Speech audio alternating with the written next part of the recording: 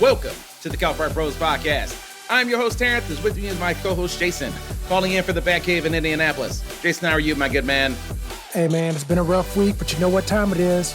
It's time to do another show. That's what gets me feeling better. So it's all good, man. Hey, got 3 different and interesting topics compared to what we usually talk about. But you know what? I'm ready to get into it, bro. I was ready for you to say it's time for the percolator for some odd reason. It's time for the percolator. Never mind. Sorry. Yes. Thank you. I was going to do the dance, but nobody wants to see that. Yeah, that's correct. Nobody wants to see that. Thank you for listening. This is episode 70 of the Cowpart Bros podcast. For the uninitiated, Cowpart Bros is the podcast to hear. We are a weekly podcast for fans of sports, current events, and entertainment.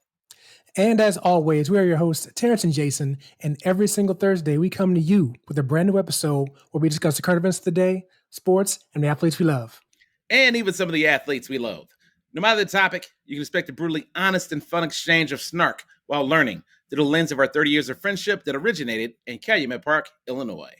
And folks, for more Cowpart Bros content, make sure you connect with us on Facebook, Instagram, Twitter, YouTube, and TikTok under the handle Cowpart Bros or Cowpart Bros Podcast for more behind the scenes of the show and just to engage with us every single day. But as I always say, don't forget that the Cowpart Bros Podcast is available to listen and subscribe for free wherever you listen to podcasts. Like us, love us, share us, follow us. And folks, if you like us, hell, why wouldn't you? That's right, folks. Like Terrence says, we are the podcast to hear and watch. Just make sure you're living it, loving it, and doing it. Yeah. Speaking of folks having a rough week, we're going to kick off the first segment of the show talking about the Inflation Reduction Act. I think we always have interesting topics. I know Jason was just fucking around, but for a show that allegedly wanted to stay away from politics, sometimes it's the most interesting thing to talk about. And often, if we give it just a day or two, some of our stronger opinions really start to crystallize. And that's the Inflation Reduction Act. And so this got passed by President Biden, I believe, literally yesterday. And a lot of people are feeling like this ain't gonna do a damn thing to reduce inflation. And so what I really wanted to cover is just, number one, start off by addressing some of the items that are in the bill. If Jason will allow me. Sure. So one of the first things that it's going to do is they upgraded the tax rate for corporations. And another thing that they did is they put a cap on the amount of money you'll pay in medical bills if you happen to be under Medicare. And to me, the biggest thing that I saw from the bill is there was a complete revamp on the EV or electric vehicle for those who hate acronyms. on how that effectively will get applied, not only this year, but the year after that, and the year after that. And so now that I've kind of laid out some of the key points about the Inflation Reduction Act, Jason, what are some of your thoughts about this act and some of what's contained in there? And lastly, like, do you feel this actually make a dent in reducing inflation? So my initial thought is, whenever people hear inflation, they relate it to things most relative to them. Gas, as far as gas in your car, food, stuff like that, or housing for that matter. So when you read out those 5 key points that are in this bill, none of those things have anything to do with those 3 things I mentioned. So that's kind of my first thought is none of those 5 things have an effect on me, which I know might sound selfish, but when you apply that out to everybody in the country, a lot of people know this stuff applies to them. Now, don't get me wrong, there's some great things in here, one key point to that, as you mentioned with the corporate tax rate going up, that supposedly tax rates for individuals and households will not go up. So that's an important thing there. Obviously, that's pretty good for me as well. I'm not doing any prescription drugs at the time, so not a big deal there. One thing that is pretty cool, IRS tax enforcement is supposedly going to be getting like an $80 billion investment, which for those of you who filed your taxes back in January and February still haven't gotten your return yet, that might sound pretty good to you right now. So, and I know some people like that. So the Affordable Care Act, obviously we know what that's about. So good things in there, but that's what kind of stood out to me initially was those things that aren't really going to be addressed when it comes to the impact it may make on inflation when it comes to it lowering it. There are experts out there and studies out there that will show that this likely will have no impact on inflation. And in fact, it may make it even go up.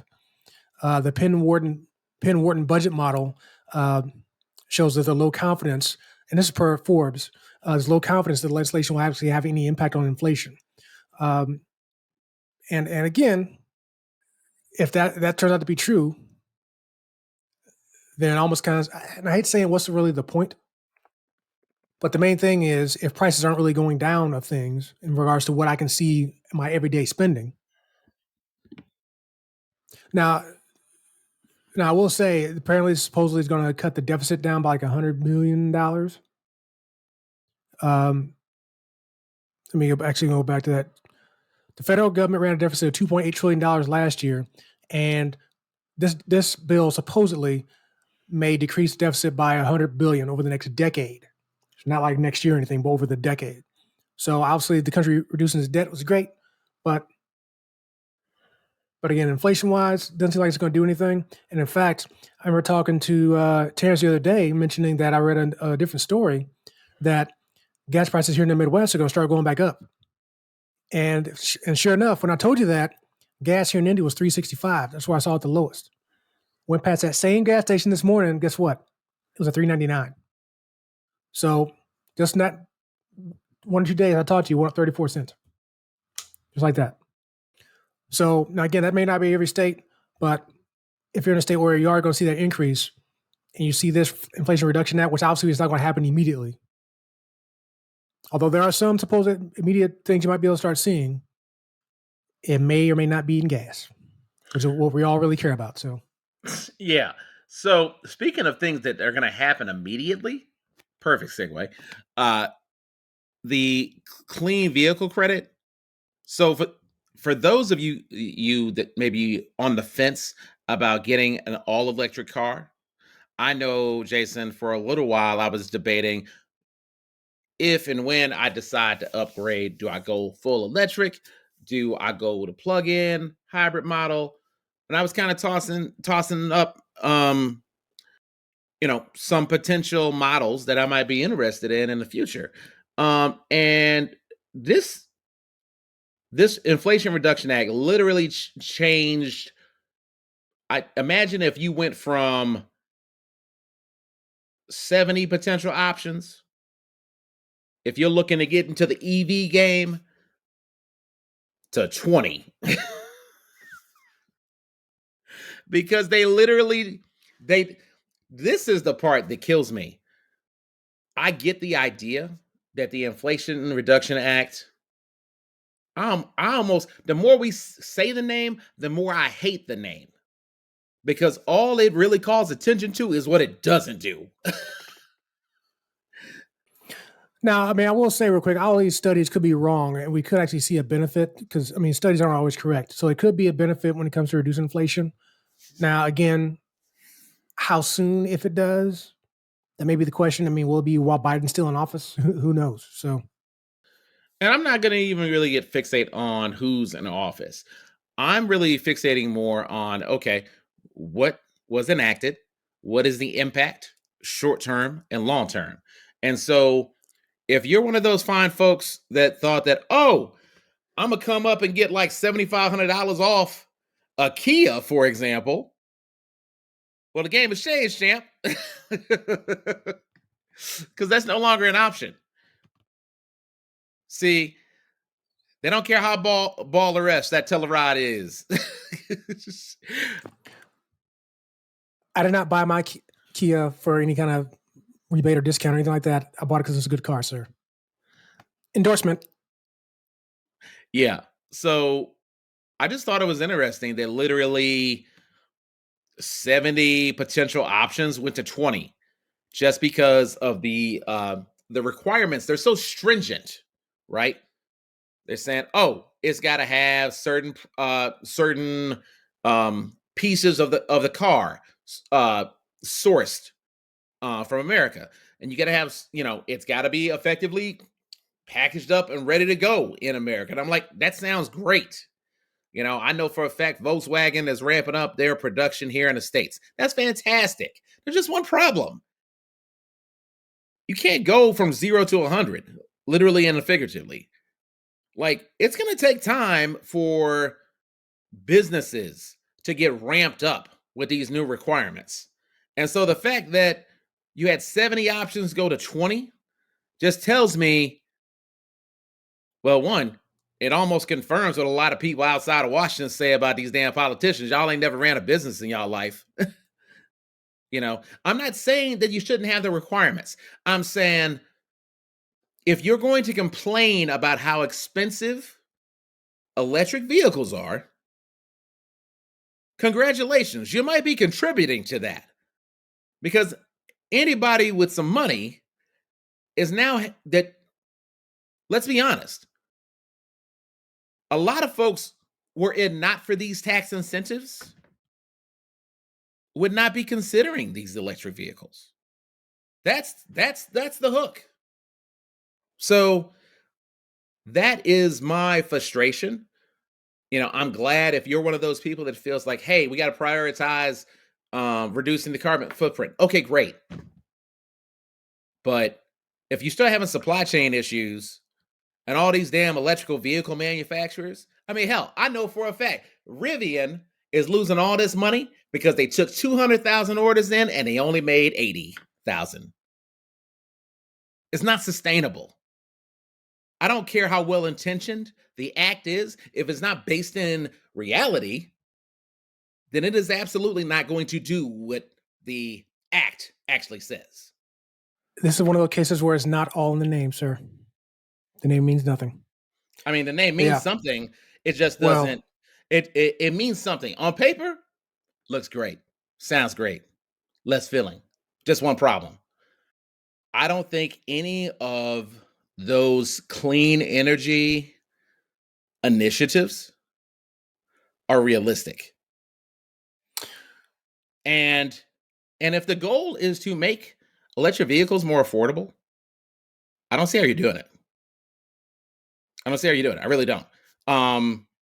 First off, you kind of fucked over all of these other manufacturers by making it happen like that. Like, this is a nightmare.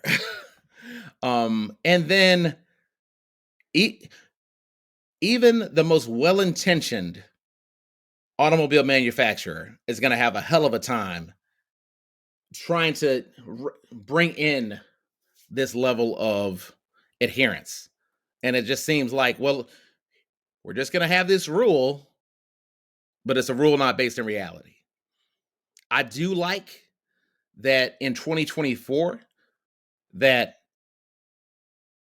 there'll actually be, instead of getting the credit after, you can apply it at purchase. I'm like, what? If you're going to do things automatically, why the hell not do that now? Then I as the consumer don't have to worry about chasing your ass, Uncle Sam, for the 7,500. You hear me? Uncle Sam's pretty fast though, so you might not catch him. Yeah, and about to get faster with all these damn new hires. So facts. So no, but it's kind of like, man, real quick, and I'll go ahead and let it go. But it's like we talked about last week with Lori Lightfoot questioning the offer she made to a proposal she made to the Bears to stay in Soldier Field. And you were talking about how it's too late and stuff like that. Well, that may or may not be true. But like you said, you were asking me why she did it. Well, this is the same thing can apply to Biden. At least they did something. They tried, right? So and now, again, not getting all political here, but like I said, now you can say he did that. People can obviously criticize it, but it's a little check mark you can put on his presidential resume whenever he tries to rerun. So, and that's why it's there in all its glory and lack thereof. Yeah, I'm. I mean, I want other people to actually pay attention to what's in this bill, and then hell, tell us. Let me know how this is going to help inflation in the here and now. I feel like, in a weird way, to your point, Jason, shit, it might juice the price. The price of the brick might go up in 2022. Thanks a lot. The government will never be broke. They will get their money back. They will get their money back with interest. Anyways, all right. That concludes our first segment on the Inflation Reduction Act. Coming up next, are there any brown folks in Montana? We're talking about a growing number of Americans moving to Mexico. Coming up next on Cop Our Bros.